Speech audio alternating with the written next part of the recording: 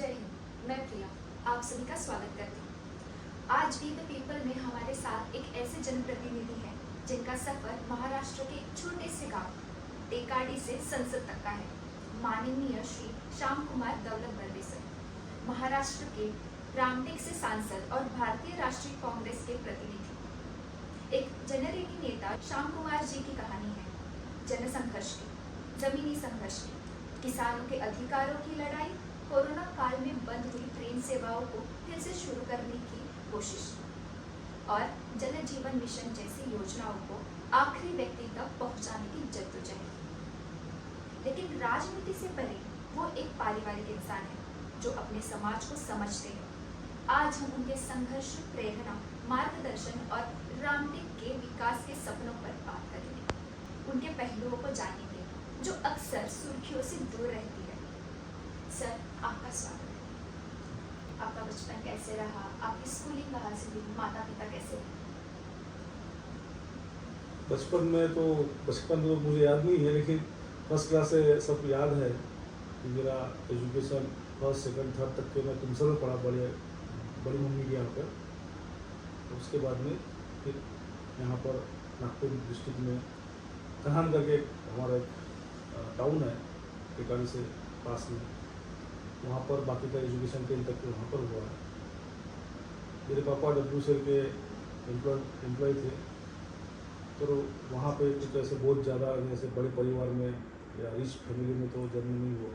एक सर्वसाधारण परिवार में मेरा जन्म हुआ और वहीं से स्टार्ट हुआ। लेकिन हमारे पापा ने, मम्मी ने हमें एजुकेशन के लिए पूरा सपोर्ट किया।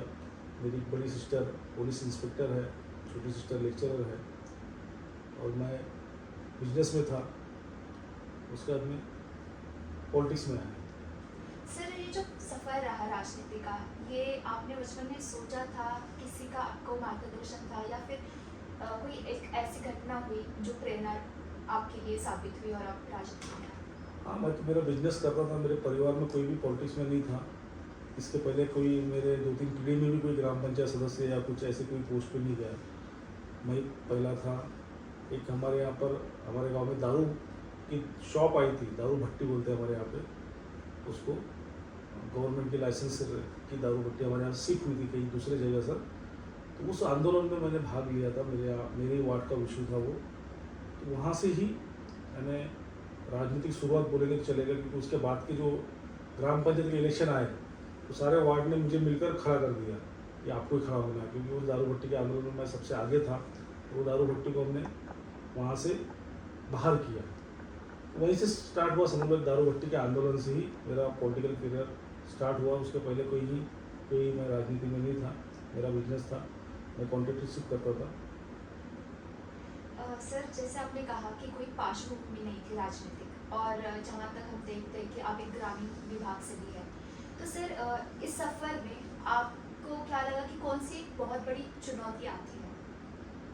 नहीं, कैसा है राजनीति में, अब आप है तो आपको सबसे पहले तो पार्टी चूज करना पड़ता है कि देश हित में कौन सी पार्टी है, उसकी विचारधारा क्या है, वो किस तरीके से काम करती है। तो मैंने जब पार्टी चुनने के बाद मैंने कांग्रेस चुना, क्योंकि मैं पहला इलेक्शन कांग्रेस की तरफ से ही लगा, उन्हीं के पैनल के थ्रू लगा। और उसके बाद में मेरे ज़िले में कौन नेता है जो हमको साथ दे सकते हैं, तो मैं सुनील केदार, एक्स मिनिस्टर है हमारे, उनके नेतृत्व में मैंने काम करना स्टार्ट किया। 2007 में ग्राम पंचायत चुन के आने के बाद मैं बाजार समिति में डायरेक्टर बना 2009 में। तो 9 से मैं सुनील केदार साहब के साथ में हूँ और उनकी मार्गदर्शन में मैं पूरे जिले में काम करता हूँ।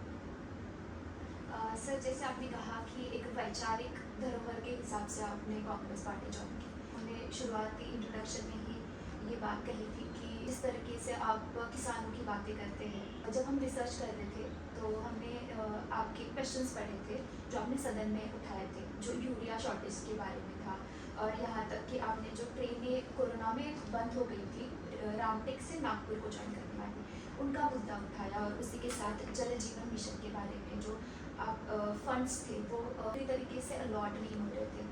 तो सर, आप इसके बारे में कुछ बताएंगे कि ये मिशन क्या था? मैं ग्राम पंचायत का उप सरपंच था, 3 बार चुनकर आया मैं ग्राम पंचायत में कंटिन्यूसली। कभी कोई इलेक्शन हारा नहीं आज तक के। ग्रेट। 2007 से मेरी शुरुआत हुई। 2012 में मैं फिर से चुन कर आया, 2017 में फिर से चुन गया थर्ड टाइम। तो उस समय उप सरपंच बना। तीनों बार मेरा सरपंच का रोस्टर नहीं था, क्योंकि ग्राम पंचायत में रोस्टर होता है, कभी महिला आ जाती थी, कभी ओबीसी आ जाता था। तो उसकी वजह से मुझे सरपंच बनने का चांस कभी नहीं आया। लास्ट में सबने थक हार के मुझे उप सरपंच बना दिया, क्योंकि मैं उप सरपंच बनना चाहता नहीं था। बोले अभी आप जिला परिषद लड़ने वाले हो तो आप यहाँ से नाम रहना चाहिए बोर्ड में, इसलिए आप उप सरपंच बन जाओ। तो मैं उप सरपंच फर्स्ट रेजिम में बन सकता था, सेकंड में भी बन सकता था, सब किसी सीनियर को बना। मैं तो हूँ ही सरपंच उप सरपंच, क्योंकि मेरी बॉडी छूट जाती थी। उसके बाद में 2020 में जिला परिषद के आरक्षण निकले। पहले SC जनरल आया था, उसके बाद में वो आरक्षण चेंज हुआ तो SC महिला है।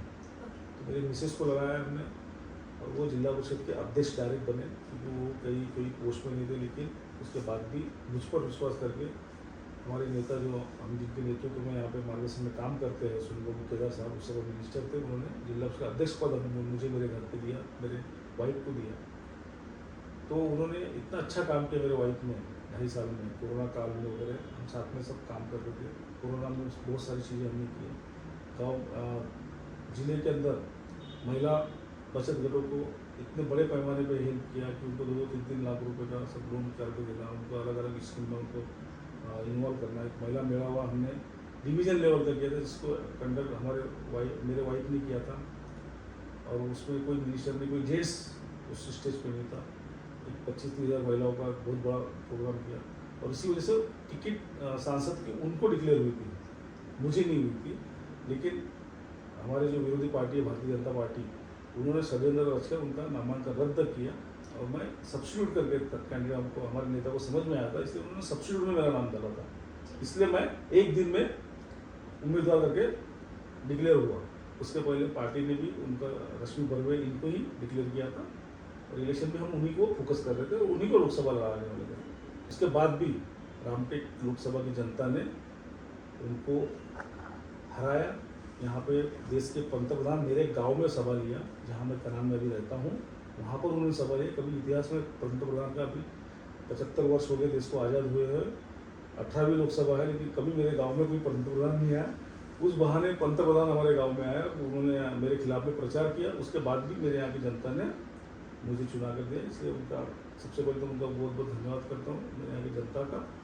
और सांसद बनने के बाद में जब मैं लोगों से मिला, उनकी समस्या जाना कि कौन से इशू अपने संसद में उठाना चाहिए, तो यूरिया में कैसा लिंकेज दे रहे थे वो। यूरिया तो ले लो, लेकिन उनके हाथ में लिंकेज दे रहे थे बहुत सारी चीज़ें कि आपको ये लेना कंपल्सरी लेना पड़ेगा।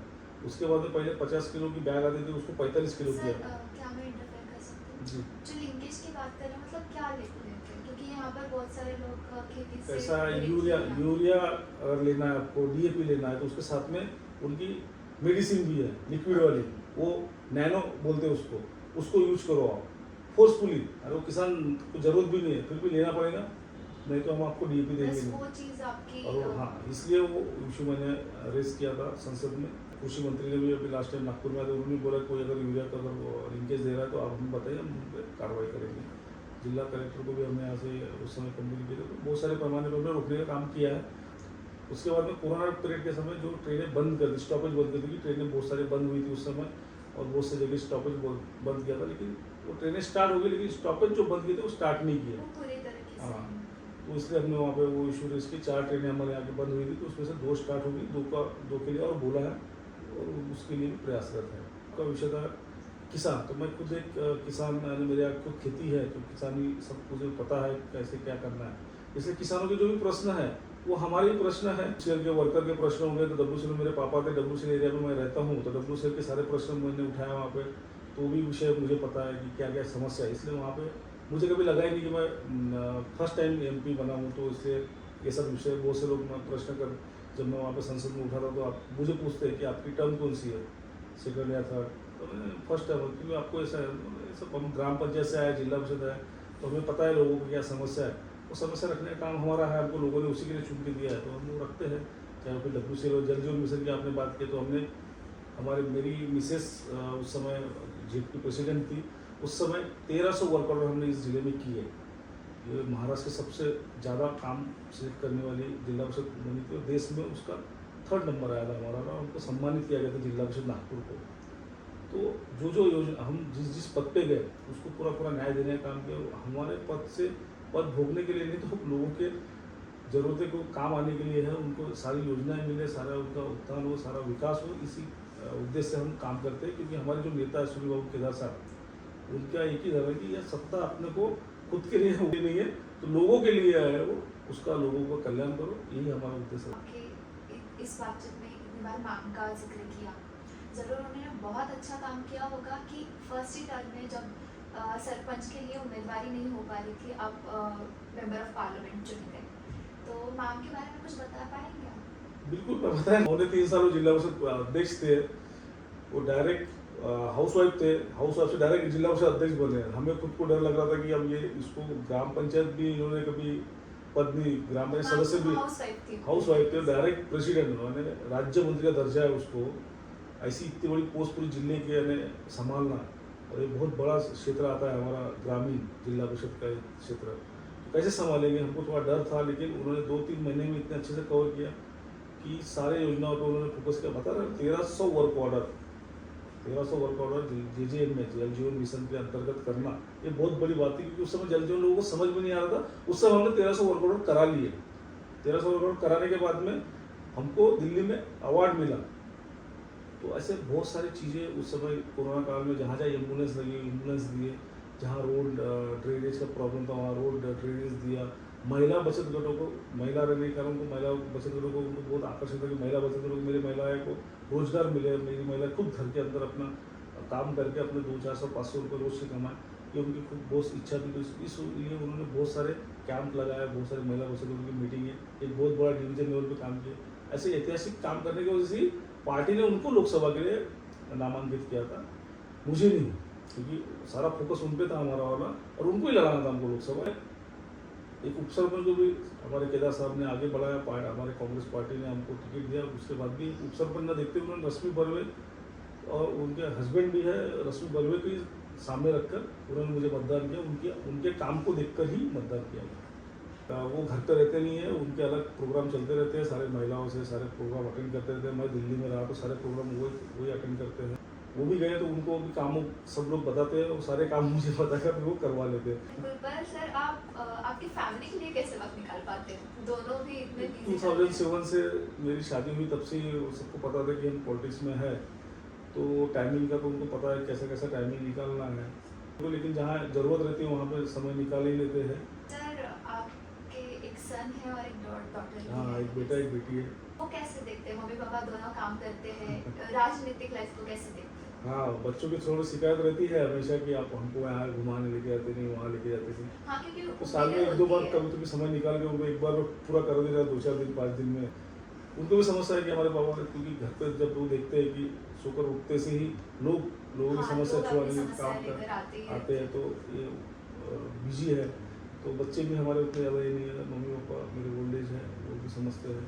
वाइफ तो मेरे साथी है, उनको समझ में आता है कि पॉलिटिक्स राजनीति में रहने से बाद समय लोगों के लिए ज़्यादा देना पड़ता है, अपना खुद के लिए नहीं सोचना पड़ता। आप युवा उम्मीदवारों को कैसे देखते हैं राजनीति में आने के बारे में? युवाओं ने तो राजनीति में आना ही चाहिए, क्योंकि युवाओं के बिना ये राजनीति हो ही नहीं सकती आज की डेट की। सीनियर लोगों का मार्गदर्शन, उनके सजेशन और युवाओं का जोश, इनका कॉम्बिनेशन मिलकर ही ये देश चलता है। युवाओं ने सिर्फ सोशल मीडिया पे कमेंट्स करने से बजाय, पोस्ट करने से बजाय, जमीन पर आकर लोगों की समस्या देखकर उसको छुड़ाने के लिए खुद से, चाहे वो फिर वो सोशल वे से हो या पॉलिटिकल वे से हो, उसमें आना ही चाहिए, सहभागिता करना चाहिए। कि आज की देश की ज़रूरत है कि वो अच्छे लोगों को राजनीति में आना बहुत ज़रूरी है। सर पर जैसे हम देखते हैं, जैसे आपने सोशल मीडिया का जिक्र किया, ज़रूर आप कहोगे कि आजकल की पीढ़ी बहुत सोशल मीडिया से कनेक्टेड है, जो कि सही बात भी है। आजकल हर कोई उठता है और अपने जो भी सोशल मीडिया है उसके ऊपर प्रतिक्रिया बहुत तुरंत दी जाती है, या फिर कुछ चीज़ें आधी पढ़कर ही वो प्रतिक्रिया आ जाती है। सर आप ये क्यों कह रहे हो? क्योंकि आप ज़मीनी चीज़ों से जुड़े हुए थे, आपने ज़मीन पर काम किया है, पर आप नए लीडर्स को ये संतुलन रखने कैसे कहोगे कि आप सोशल मीडिया और ज़मीनी काम कैसे करोगे? इसके लिए युवाओं को मैं एक ही सजेशन करूँगा कि उन्हें स्टडी करना चाहिए। सब्जेक्ट पे अपन जब बात करते हैं, देश के स्वतंत्रता पे बात होती है, गांधी जी को कोई गाली देता है, कोई नेहरू जी के बारे में बोलता है, कोई इंदिरा जी के बारे में बोलता है, तो ये बोलने के पहले उनका स्टडी करना चाहिए। डॉक्टर बाबा साहब अम्बेडकर के बारे में कोई कुछ भी बोल देता है, पता ही नहीं रहता उनको कि मेरे को डॉक्टर बाबा साहब ने क्या किया। उनको इतना पता है कि बाबा साहब ने सिर्फ एससी लोगों के लिए किया। देश का ऐसा कोई धर्म नहीं, कास्ट नहीं, या ऐसा कोई वर्ग नहीं है जिसके लिए बाबा साहब ने संविधान में लिखा नहीं है। चाहे वो महिला हो, मेटर्निटी लीव हो, वर्कर्स हो जिनको 12 घंटे 14 घंटे काम करना पड़ता था, अभी 8 घंटे, तो बाबा वो हर जाति का, हर कास्ट का, हर धर्म का है। तो इस टाइप से बिना पता कि कुछ तो भी व्हाट्सएप पे आता है उसको भी शेयर करके उसी को पढ़कर वो अपने योग्यता सिद्ध करते हैं सोशल मीडिया पे। तो वैसा ना करते हुए कोई भी सब्जेक्ट पे बात करते समय थोड़ा पढ़ना चाहिए। और मैं सांसद में जाने तो मुझे बहुत ज़्यादा पढ़ना पड़ता है, तो और स्टडी करोगे तो आप फॉर्मली बात कर पाओगे, आप किसी को आंसर कर पाओगे। नहीं तो आपके सामने कोई गलत बात भी इतनी अच्छे से रखता है कि एकदम सच है वो, तो आप उसको आंसर नहीं कर पाते हैं। इसलिए सबसे ये करूँगा, कोई भी सब्जेक्ट, आप इंजीनियर बनो, डॉक्टर बनो, लेकिन अपने देश की सारी चीज़ें पढ़ना चाहिए। क्या क्या देश स्वतंत्र होने के पहले कैसे था, उसके बाद में कैसा हुआ, तो ये सारी चीज़ें पढ़ना चाहिए। बिना पढ़े नहीं समझेगा। अभी कैसा है, मेरे स्वार्थ के लिए मैं कुछ भी बात कर रहा हूँ तो उसको यकीन करके लोग युवा बहक रहे हैं, तो वो न करते हुए पढ़कर उन्होंने अपना निर्णय लेना चाहिए। आपने पढ़ाई के बारे में बात कही, इस बारे में प्रकाश डालेंगे कि आजकल के युवाओं को या फिर साधारण जनता का ऐसा मानना होता है कि लोग प्रतिनिधि पढ़ते नहीं है। चाहूंगी कि आप इसमें डिटेल में बताएं कि आप लोग कितना पढ़ते हैं, क्योंकि बिना पढ़े आप सवाल उठा ही नहीं सकते। जिसको अगर कुछ करना है, कुछ मुद्दों पे बात करना है, कुछ मुद्दे मेरे कॉन्स्टिट्यूंसी पे रखना है, तो मुझे पढ़ना पड़ेगा। कि स्टडी तो करना पड़ेगा, स्टडी करना है तो पढ़ना आ ही जाता है। चाहे फिर किसी भी रूप में पढ़ो, आप लोगों से मिलकर पढ़ो, वहाँ की उनकी समस्या देखकर पढ़ो, पढ़ना तो पड़ेंगे। घर में बैठकर या डायरेक्ट संसद में जाके आपको स्टडी नहीं मिलेगी। आप जितना घूमोगे तो आपको सारी चीज़ें पता चलेगी क्या क्या समस्या है। जब समस्या दिखेंगी तो ऑटोमेटिकली आपको पता चलता है कि मेरा प्रश्न क्या है, तब जाके वो प्रश्न तैयार होते तो आप संसद में बोलोगे। तो पढ़ना चाहिए। और आप जिस फील्ड में हो उस फील्ड की तो आप कोई पद, संवैधानिक पद को, तो उस संवैधानिक पद के लिए तो आपको पढ़ना ही पड़ेगा कि आपकी जवाबदारी क्या है, आपके अधिकार क्या है। तो उसी जब तक कि आपको आपके अधिकार पता नहीं है तो आप कैसे न्याय दिला पाओगे किसी को। इसलिए आप में एबिलिटी होना चाहिए कि आपके पास कोई वर्क लेकर आए तो उस वर्क को आपको करने का आपके अंदर हुनर होना चाहिए। वो चाहे फिर आप सत्ता में हो या विरोध में हो, वो काम, आने वाले का काम अगर आपने किया तो आपको नेता करके वो मानेगा। अन्यथा आप किसी नेता के बेटे भी होंगे, आप बहुत चंदा भी देते होंगे तो भी आपको नेता करके नहीं मानेगा।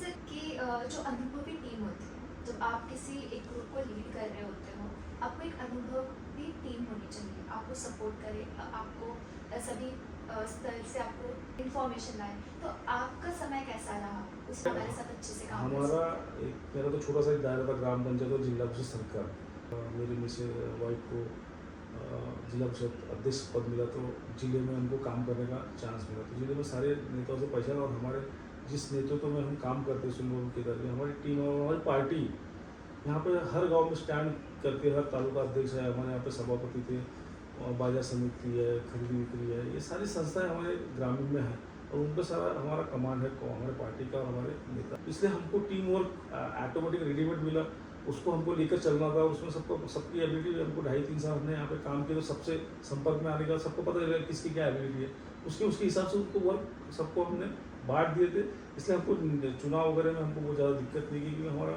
टीम बहुत बड़ी है, सीनियर भी थे, युवा भी थे, सारे लोग हमारे साथ में। महिलाएं भी, खास करके हमारे इलेक्शन में महिलाएं बहुत ज़्यादा एक्टिव थी, क्योंकि उस समय भी हमारे जिला परिषद के अध्यक्ष उपाध्यक्ष महिला थे। महिलाओं की भागीदारी इम्पोर्टेंट है। अगर ग्रामीण स्तर पर है तो वो सबसे ज़्यादा इम्पोर्टेंट रहेगी। और जैसे काम की बहुत बार बात हो रही है, हम उम्मीद करते हैं शायद अगर जिस तरीके से ये पॉडकास्ट एक मार्गदर्शन रहेगा, आई गेस मैम के एक ग्राउंड लेवल के काम की वजह से आप अभी मेंबर ऑफ पार्लियामेंट हैं, तो मैं ज़रूर उम्मीद करती हूँ कि मैम का एक पॉडकास्ट हो जहाँ पर वो पूरे विस्तार से बताए कि उनका काम कैसे रहा और किस तरीके से उन्होंने काम किया। युवाओं को आप क्या संदेश देना चाहते हैं जो राजनीति में आना चाहते हैं पर डरते हैं कि इसी कठिनाई देखकर? कोई कठिनाई नहीं है। आपका युवाओं को एक ही है मेरा कहना कि पॉलिटिक्स को ऐसे दूर से देखकर हमको लगता है कि बहुत पैसा रहेगा, बहुत पावरफुल रहेगा, मसल्स पावर लगेगा तब हम नेता बनेंगे, तो ऐसा कुछ भी नहीं है।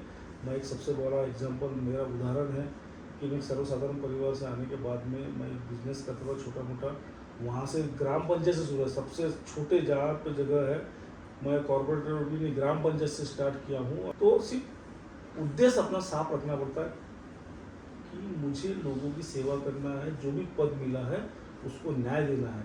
अगर ये उद्देश्य रखें तो आपके रास्ते में जो जो आपको चीज़ें चाहिए वो सब सारी मिलती चली जाएंगी।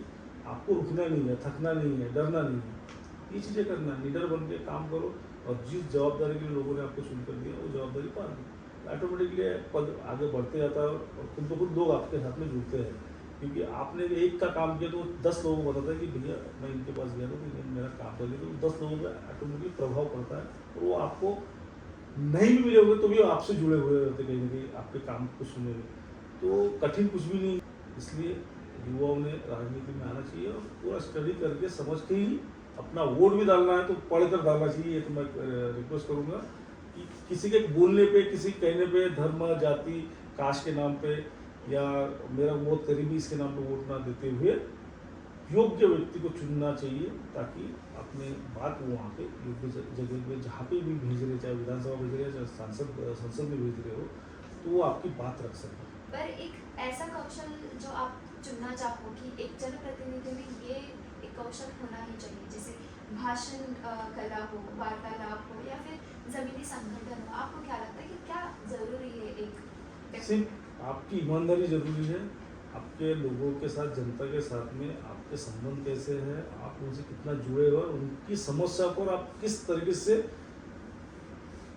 आगे लेकर जाते हो और उनका समाधान ढूंढते हो, ये सबसे जरूरी है कोई भी पॉलिटिशियन के लिए, कोई भी राजनेता के लिए। फिर भाषण आए ना आए, फिर वो आपके पास में कोई गुण हो ना हो, राजनीति में एक ही गुण जरूरी है कि आप जिस भी पद पर आए हो या जिस भी पद के लिए आप सोच रहे हो, तो उस पद पे जाते वक्त या उस पद पे अगर आप आ गए हो तो उसको न्याय कैसे देना है। जरूरी कि आप बहुत अच्छी आपकी स्पीच है, आप बहुत अच्छे हो तो और काम नहीं कर रहे तो आपको नेता मानेंगे नहीं। आप भाषण अच्छा देंगे इसका मतलब ये नहीं कि आप नेता बन गए, ये गलत है बात है।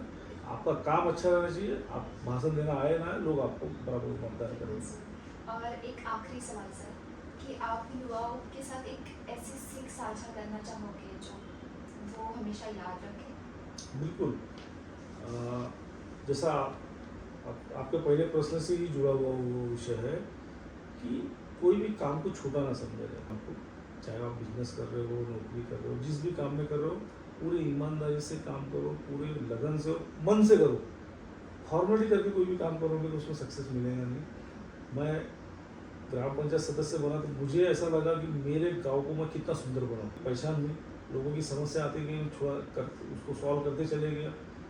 कब मेरा नाम कितना बड़ा हुआ मुझे नहीं पता कि मैं जिला परिषद, मुझे 2012 में मेरे सर्कल में रिजर्वेशन नहीं था तो दूसरे सर्कल में मुझे सीट दी गई मेरे वाइफ को 12 में। वहाँ पे हम लोग हार गए, लेकिन वो एक अनुभव मिला हमें वहाँ पे।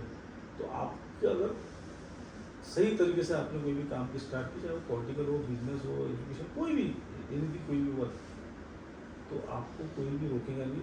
सिर्फ आपने पूरी ताकत से, पूरी ईमानदारी से आपने जितना एफर्ट है पूरा लगाना चाहिए। मैं इस बात को मान सकती हूँ कि आपने जनता के लिए ज़रूर बहुत अच्छे काम किए होंगे, क्योंकि मेरा पर्सनल एक्सपीरियंस ये रहा है कि मैं हर पॉडकास्ट में ये शेयर करूँगी कि मैं जिन भी लोक प्रतिनिधि या फिर एडमिनिस्ट्रेटिव एग्जीक्यूटिव का हम पॉडकास्ट लेंगे, तो जब मैं रिसर्च कर रही थी कि किन किन लोक प्रतिनिधि ने कौन से क्वेश्चन पूछे हैं, तो उसमें आपका नाम आया था। तो मैंने देखते ही आपका एक ऑफिशियल नंबर था, उस पर तुरंत मैसेज किया था और मैसेज करने के कुछ ही घंटों में सर के ऑफिशियल नंबर से रिप्लाई आया कि हाँ आप पॉडकास्ट कर सकते हैं।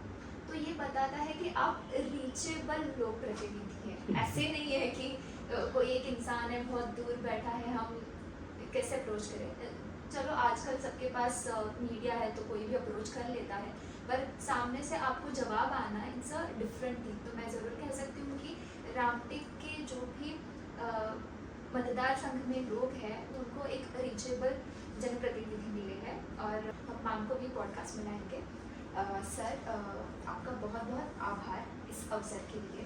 और बहुत आपको शुभकामनाएं कि आप अपना प्रयास शुरू रखें, स्पेशली रामटेक के किसानों के लिए, युवाओं के लिए, जो भी बुनियादी सुविधा है उसके प्रयास करें। Thank you so thank much. You.